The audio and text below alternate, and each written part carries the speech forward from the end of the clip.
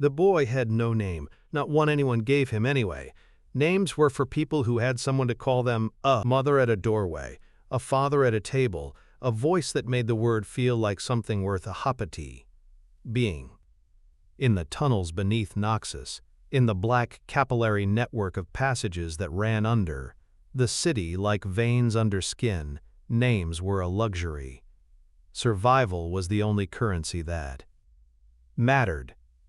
He was maybe 6 years old when he stole his first blade, maybe 7. The exact age had slipped away from him like everything else from that time, dissolved into the particular blur of hunger and cold, and the constant low hum of danger that was simply what the world felt like back then. What he remembered was the weight of it, the way it sat in his hand like a promise. He had not yet learned what he would become, but the blade knew. Subscribe if you're new. A new League of Legends story every week. This one doesn't end where you think it does. Noxus is often described, by those who admire it, as a meritocracy. Strength rises, weakness falls. The capable find their place, and the incapable are sorted accordingly by a world that has no wow. Patience for sentiment. What this philosophy omits, conveniently, is what it looks like from the bottom. From the bottom it looks like this: a child in a tunnel, rationing stolen bread, teaching himself to move without sound, because silence is the only armor available to someone who owns nothing. It looks like a boy who learned to read people before he learned to read words, to see in the shift of a shoulder or the tightening of a jaw the precise moment when someone was about to become dangerous. It looks like a mind that was exceptional, genuinely exceptional, being sharpened not by education or mentorship, but by the simple and brutal curriculum of staying alive in a place that wanted him dead. His name, eventually, became Talon, a word for the curved killing claw of a hunting bird. He did not choose it deliberately. It accrued to him the way reputations do, through accumulated evidence, through a series of moments that added up to something unmistakable. He was fast. Faster than anyone who encountered him in those early years was prepared for. He moved through shadow the way other people moved through light, naturally without thinking about it, as if darkness were simply the medium he'd been built for. And with a blade in his hand, he was something that the underground networks of Noxus had no clean category for. Not a soldier. Not yet. Not a criminal, exactly, though he lived as one. Something between. Something that the city's formal hierarchies hadn't accounted for, hidden in a crack in its architecture, growing toward a shape that the crack couldn't contain. The Lanka bosses noticed him first. In Noxus, the underground guilds, the Lankas, the networks of thieves and information brokers, and contract killers who operated in the negative space beneath the official power structures, ran on the same philosophy as the rest of the empire, just with the pretense stripped away. You lusbepreded triachev were useful or you were gone. You were controllable or you were a problem. Talon had become a chillable problem. He was too fast and too capable to be ignored. Too independent to be trusted. Too young to be taken seriously as a threat, which was the last mistake a succession of increasingly experienced killers made before they stopped making mistakes permanently. The Lankas sent men after him. He killed them. They sent better men. He killed them too. Each time, he studied the techniques of whoever came for him, absorbing their methods the way other children absorb languages, through immersion and necessity, and each time, whoever they sent was slightly less prepared than the fight actually required. This went on until the Lankas ran out of patience and escalated. The next man they sent was Natag, slightly better. He was categorically different. Talon met him in an alley off one of the deeper market passages, in the particular darkness that exists at the bottom of Noxus, where even ambient light doesn't quite reach. The fight was unlike anything he'd experienced before. His opponent matched every feint, anticipated every angle, moved with the kind of economy that comes not from youth or natural talent, but from decades of practice refined into pure instinct. For the first time in his life, Talon felt the specific terror of being outmatched. The blade left his hand. He watched it hit the ground. He looked up at the man holding a sword at his throat and felt something new. Not fear exactly, because fear had been a constant companion for so long it barely registered anymore. Something stranger. Recognition.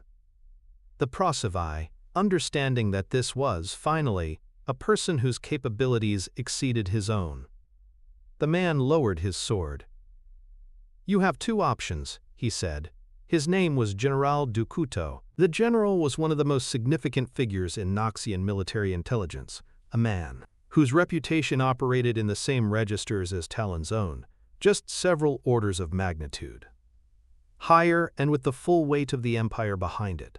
He had not sent the Noxus after Talon. He had, apparently, been watching the situation develop with the patient attention of someone who understood that the most useful tools were the ones that survived the longest tests. The offer was simple: die here, or serve Noxus, specifically, serve Du Couteau, and live. Talon's answer was also simple: he would serve. But only Du Couteau, not the Empire as an abstraction, not the command structure that Du Couteau reported to, not the theoretical chain of authority that connected street-level assassins to the high command in some clean organizational diagram. Du Couteau specifically.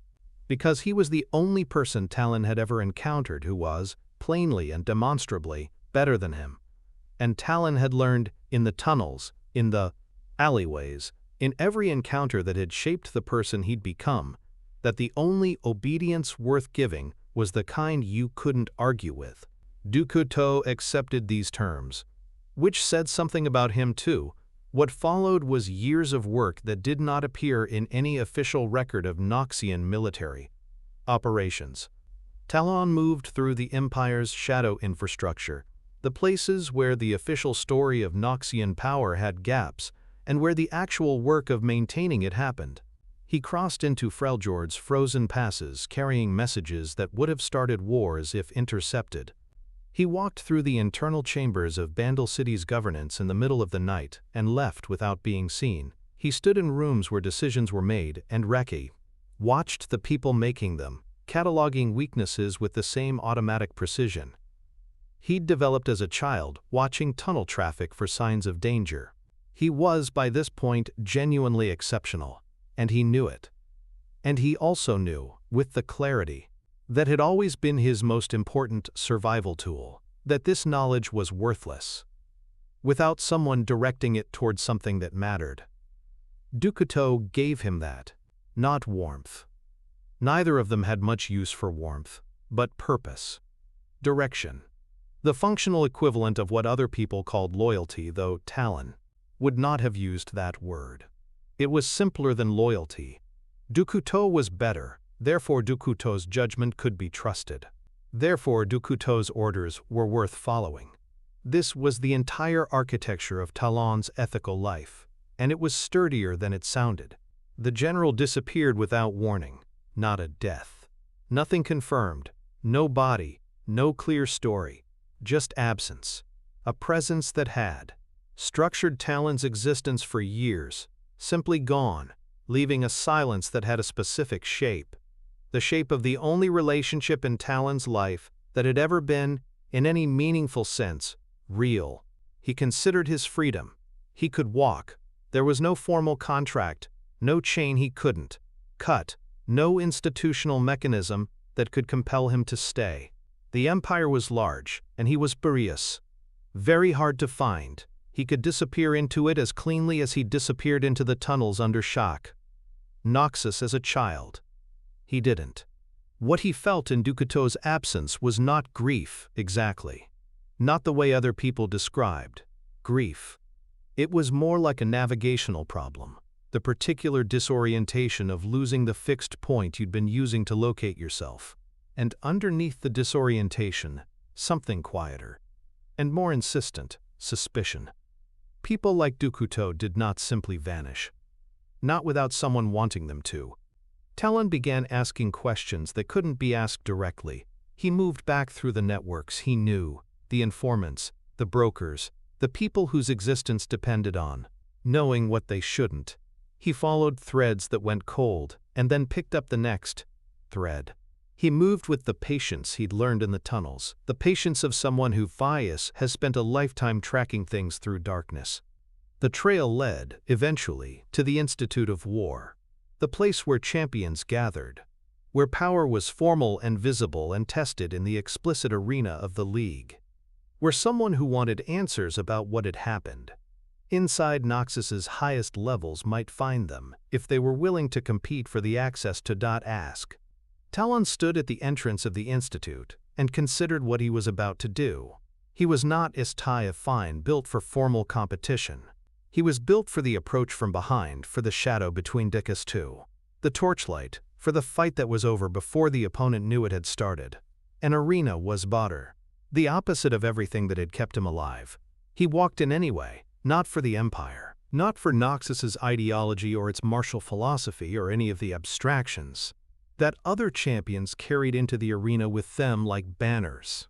For Du Couteau, because the general had looked at a nameless child in a tunnel and seen Waylid, something worth a sword lowered rather than driven home. Because the only debt Talon recognized was the one he carried in his own accounting, the debt of the only person who had, ever, in any real sense, seen him clearly and chosen to let him live. He would find out what happened, he would follow this thread to wherever it ended, and whatever he found there he would handle the way he handled everything. In the dark, without a sound, with a blade that moved faster than thought and a patience that had been built. In the deepest tunnels of Noxus, over a lifetime of learning, that the most important thing was never to stop moving forward. The arena lights came up. The crowd made its noise.